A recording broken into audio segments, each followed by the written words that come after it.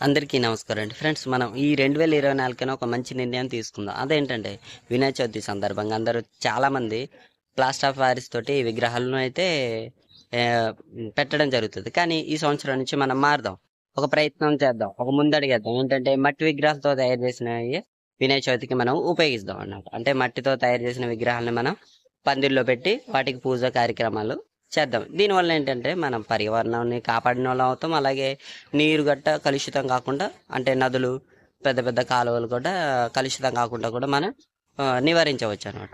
Please friends, మీలో ఎంతమంది ఈ పని చేస్తారో వాళ్ళు నిజంగా గ్రేట్ అని తనకు తాను అనుకోవాలి. ఎందుకంటే అది తప్పక ప్రౌడ్ ఆఫ్ మీకు తప్పకుండా గర్వాన్ని ఇచ్చే ఒక సంఘటన అనే చెప్పుకోవాలి.